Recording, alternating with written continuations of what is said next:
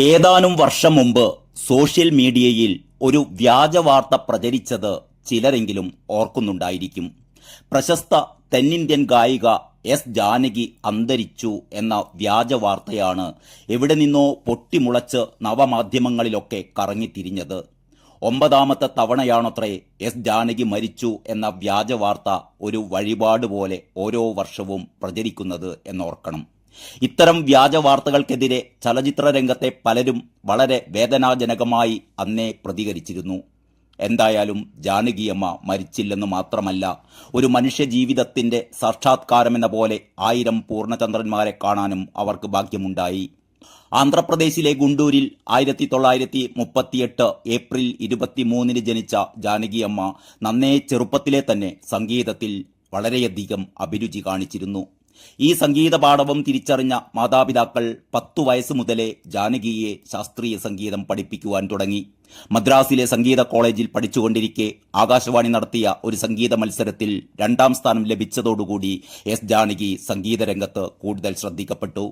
പിന്നീട് വിധിയിൻ വിളയാട്ട് എന്ന തമിഴ് ചിത്രത്തിൽ പാടിക്കൊണ്ട് ചലച്ചിത്ര സംഗീത രംഗത്തേക്ക് കടന്നുവന്നുവെങ്കിലും MLA എന്ന തെലുങ്ക് ചിത്രത്തിലെ ഗാനത്തോടെയാണ് ഇവർ പ്രശസ്തയാകുന്നത്. തെലുങ്ക് ഗായകൻ ഘണ്ടശാലയോടൊപ്പം പാടിയ ഈ ഗാനം ഹിറ്റായി എന്ന് മാത്രമല്ല, പിന്നീട് ഒരിക്കലും എസ് ജാനകിക്ക് തിരിഞ്ഞു നോക്കേണ്ടി വന്നില്ല. ഇതിനകം വിവിധ ഭാഷകളിലായി 20,000-ഓളം ഗാനങ്ങൾ ആലപിച്ച എസ് ജാനകി മലയാളത്തിൽ മാത്രം 1300-ഓളം ഗാനങ്ങൾ പാടിയിട്ടുണ്ട്.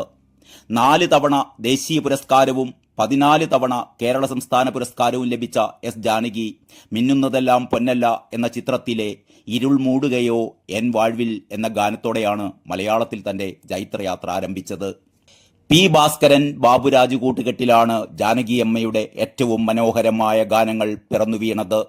മലയാള ചലച്ചിത്ര സംഗീതത്തെ പുഷ്കലമാക്കിയ ദേവരാജൻ മാസ്റ്റർ ജാനകിയമ്മയെ ഒരു തരത്തിലും പ്രോത്സാഹിപ്പിച്ചിരുന്നില്ല എന്നുള്ളതും ഖേദകരമായ ഒരു വസ്തുതയായി ഇന്നും നിലനിൽക്കുന്നു.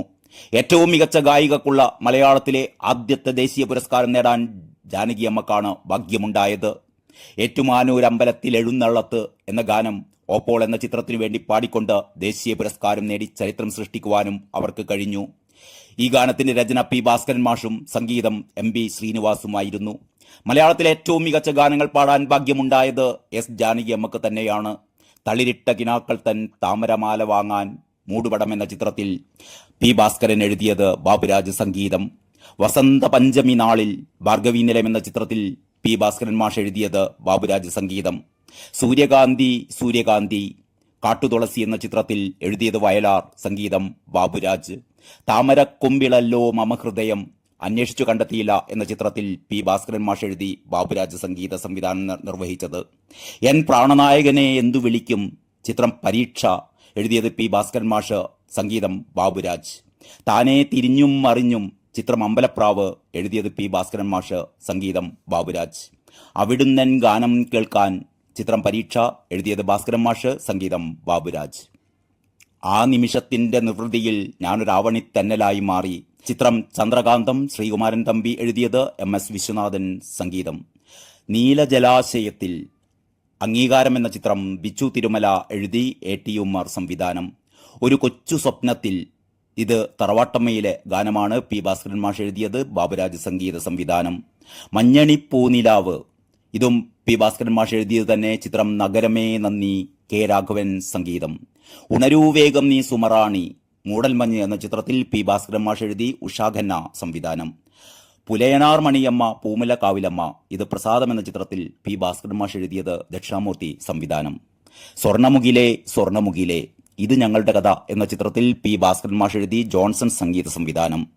ഗോപുരമുകളിൽ വാസന്ത ചന്ദ്രൻ ഇത് വിത്തുകൾ എന്ന ചിത്രത്തിൽ പി ഭാസ്കരൻ മാഷ് എഴുതി, പുകഴേന്തി സംവിധാനം.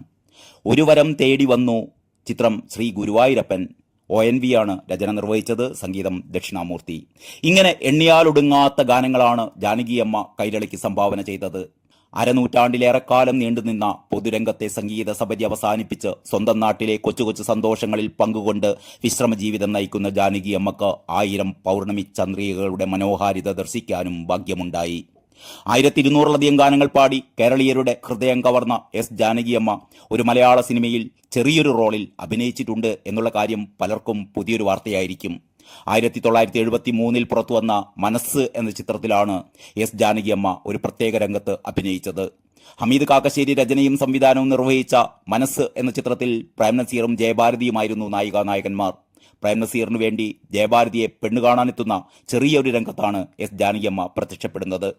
പ്രിയ ഗായിക ജാനകിയമ്മയെ സിനിമയിൽ അഭിനയിച്ചതിന്റെ ക്രെഡിറ്റ് തീർച്ചയായും മണപ്പുറത്തിന്റെ പ്രിയ സംവിധായകനായ ഹമീദ് കാക്കശ്ശേരിക്ക് തന്നെയായിരിക്കും. 1938 ഏപ്രിൽ 23 ജനിച്ച് 88 വയസ്സ് തികയുന്ന എസ് ജാനകിയമ്മ എന്ന ദക്ഷിണേന്ത്യയുടെ പ്രിയ ഗായികക്ക് പിറന്നാളാശംസകൾ നേരുകയാണ് സതീഷ് കുമാർ, വിശാഖപട്ടണം. അദ്ദേഹത്തിന്റെ പാട്ടോർമ്മകൾ @365 എന്ന ഗ്രന്ഥത്തിലൂടെ.